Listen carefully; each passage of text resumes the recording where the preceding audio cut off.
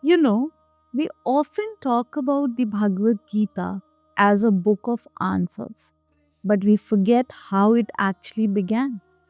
It didn't begin with wisdom, it began with a breakdown. It began with Arjun standing in the middle of the chaos, his hands shaking, his bow slipping from his grip, his mind completely dark. He was the greatest warrior in the world, and yet, in that moment, he was just frightened soul turning to his best friend and saying, I am lost. I don't know which way to go. Please hold my hand. That was his Arjun moment. And the truth is, we all have that moment. Maybe you are in it right now. Maybe your battlefield is a broken relationship, or a career that feels empty, or a mind that won't stop screaming. When we tell you to write a letter to Krishna, we are telling you to what Arjun did.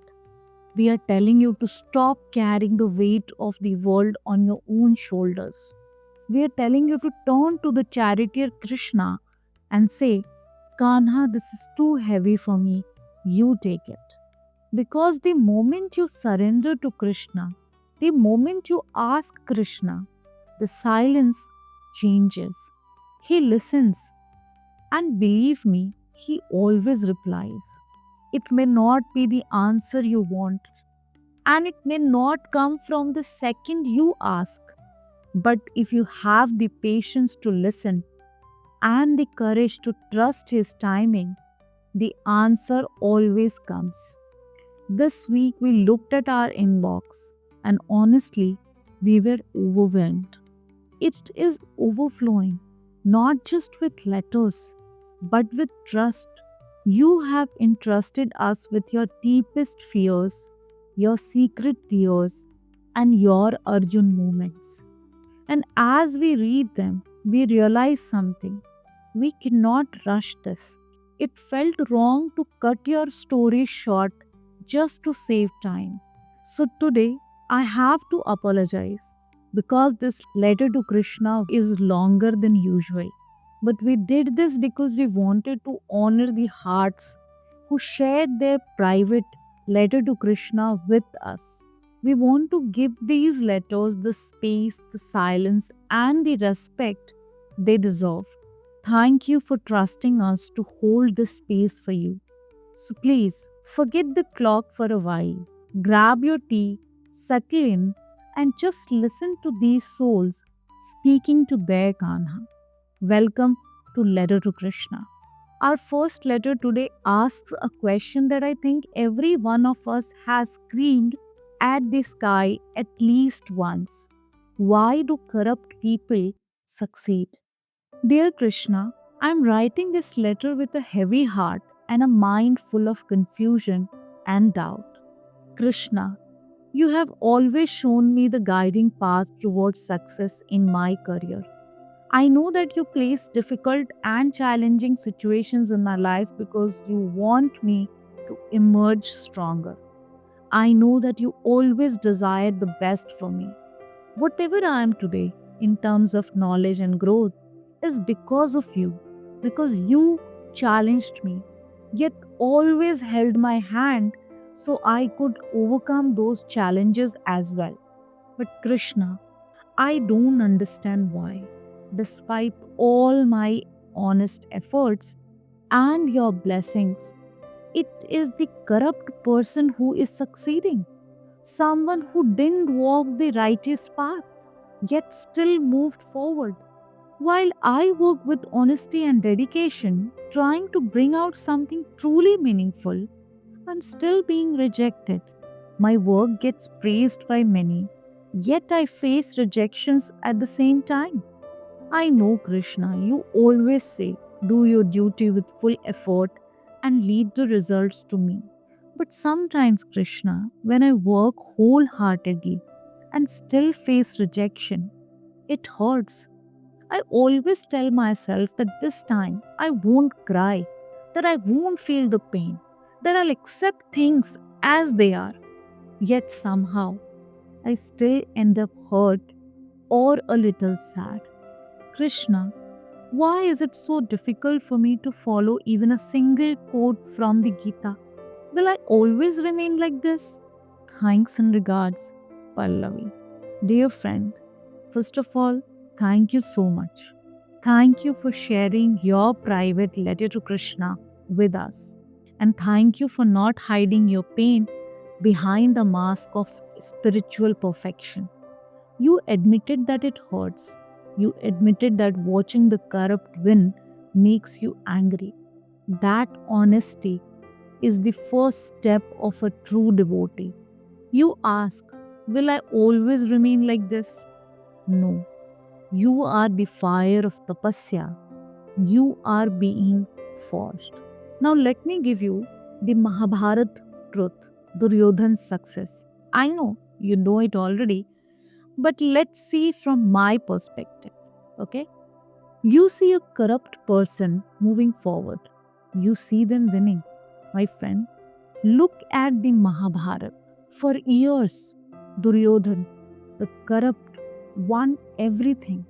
He won the kingdom, he won the dice game, he won the loyalty of armies. He lived in a palace while the Pandavas slept on the forest floor. If you look at the scoreboard, then you would say, Krishna, why is Duryodhan succeeding? But Krishna plays the long game. Duryodhan's success was not a blessing, it was a trap. His easy wins made him arrogant, blind, and brittle. The Pandavas' struggle was not a punishment, it was a training. Their hardship made them resilient, humble, and unbreakable. You see the solution? Stop looking at the scoreboard today. The game is not over. The corrupt person is winning the dice game. You are preparing for the Dharm Yudh, the war of right. The winner of the dice game rarely wins the war. And about your rejection paradox, being praised but rejected. This is the most confusing pain. They like your work, so why don't they pick you? There is a spiritual reason for this. If your work was bad, you would fix the work. But since your work is good, is being praised, and you are still rejected, it means the issue is not your competence. The issue is your placement. You are a square peg trying to force yourself into a round hole. The praise confirms you are talented.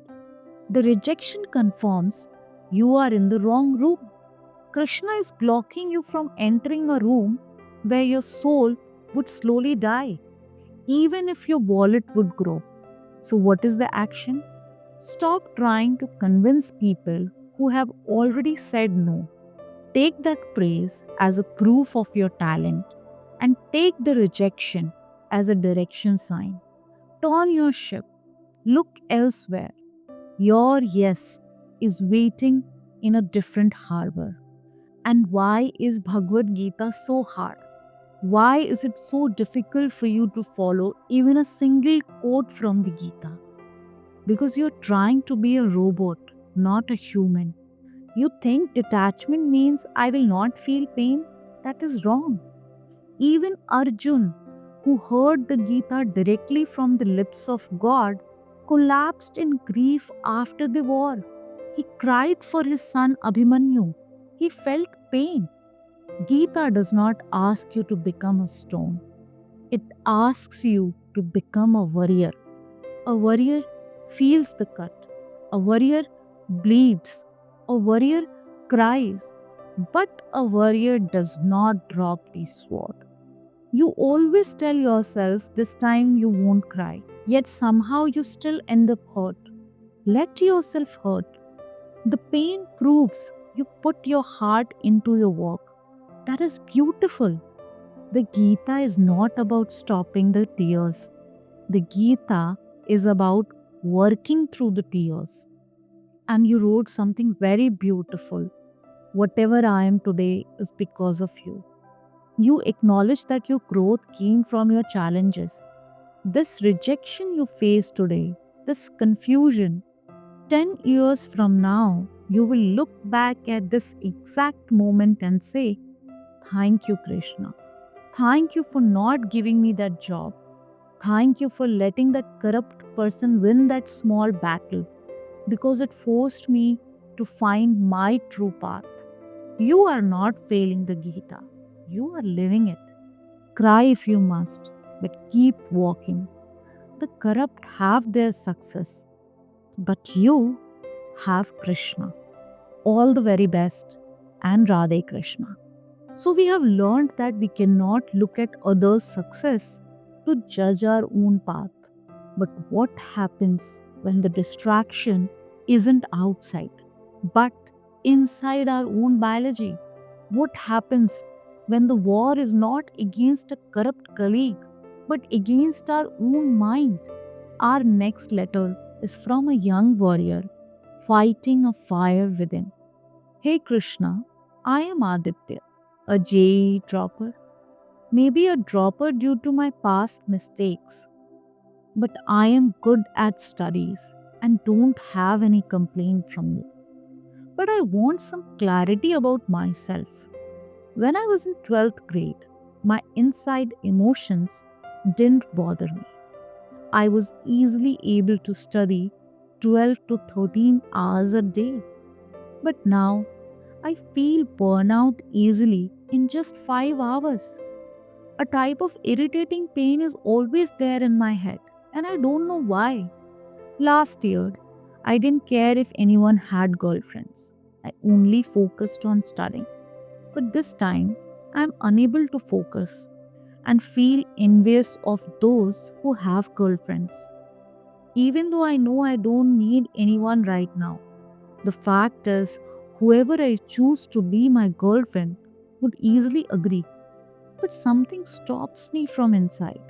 That voice, I don't know what it is, tells me that my real partner is also grinding like me, not enjoying like other girls. This stops me. But the problem is, why doesn't that voice stop the envy and lustful thoughts inside me?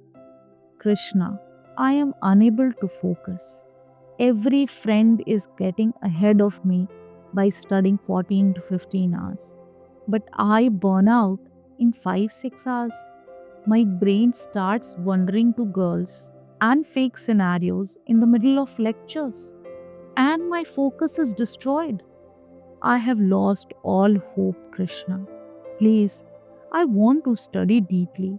I don't want to care what others are doing. But inside, I don't feel complete. Whatever I try distractions like music, it just gives me guilt that I'm not studying. I can't sleep at night. I feel helpless. My hard work is wasting just 60 days before the JE exam. I will grind more than usual. But please free me from this demon inside me, the demon of lust and envy, at least until my exams are over.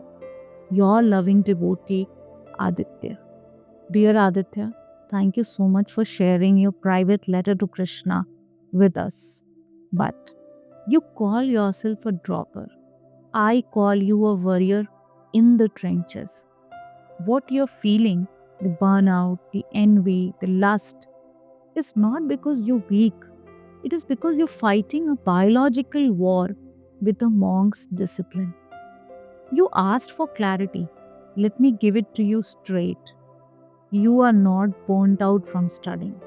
You are burnt out from suppressing.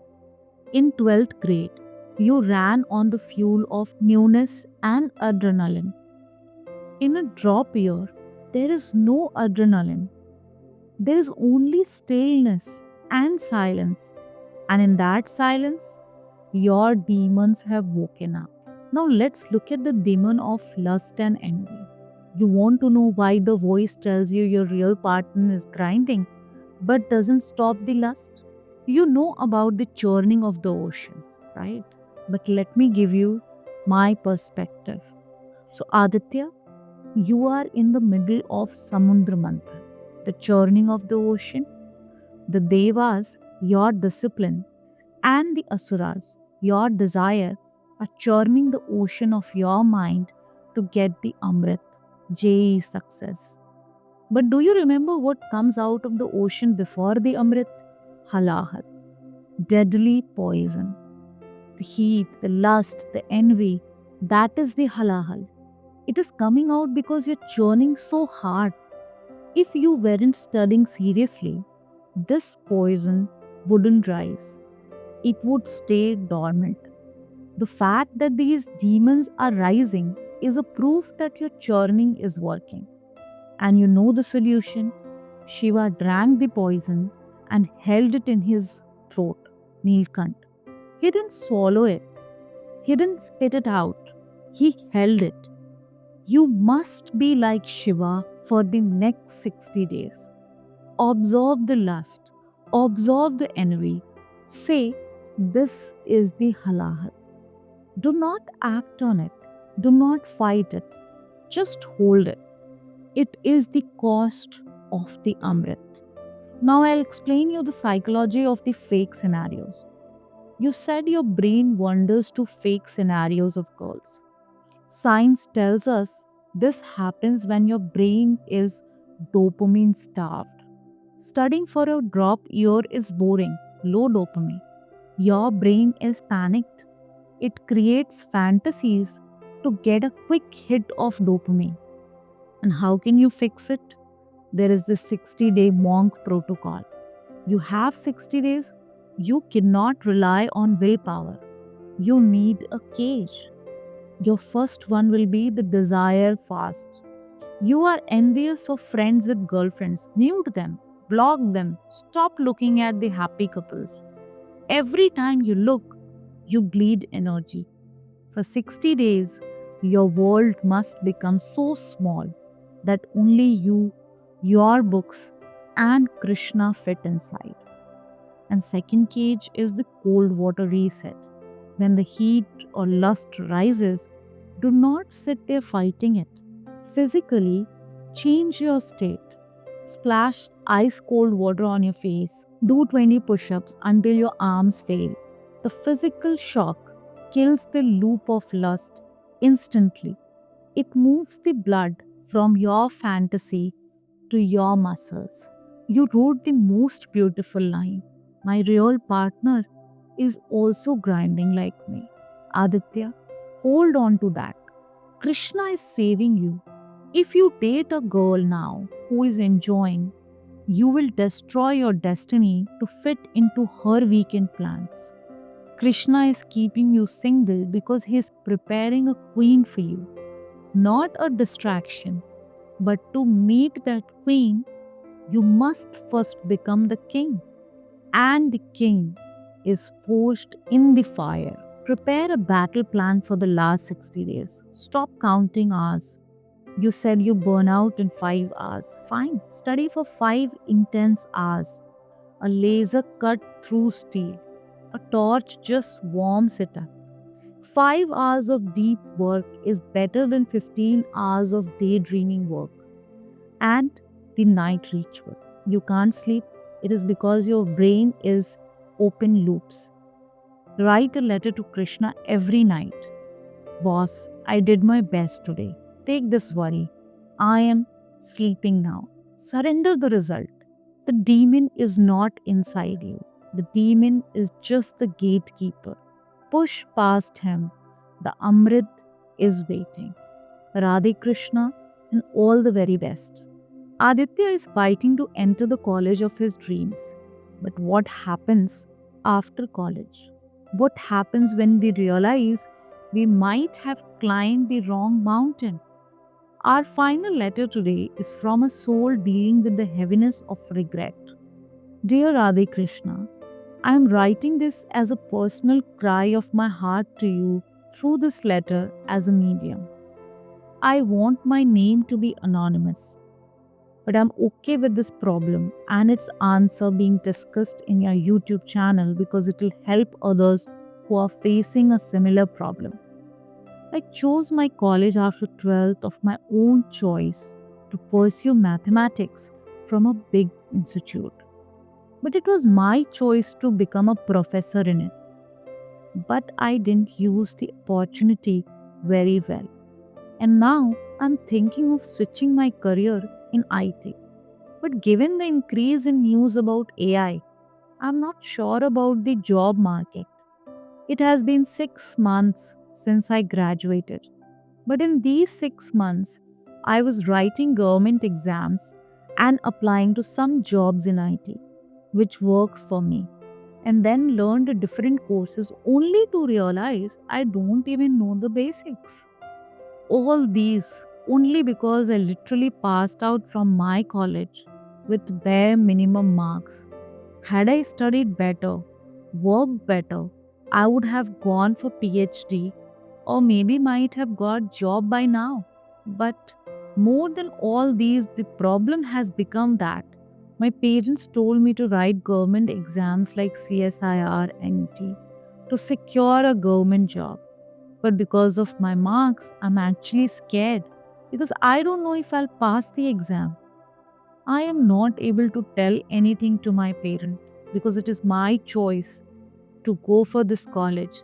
And telling them that I didn't do well will make them lose hope on me as someone who always topped in schools. And then, out of different jobs applied, I got only one internship, but with less stipend. I couldn't go. Now I'm thinking of improving my chances of securing a better job by taking online certification exams. The problem is the online certification exams and CSIR NET exam are more or less the same time. I don't know how to focus on both. Both needs ample time for preparation. Sometimes my parents tell, do what you want to do.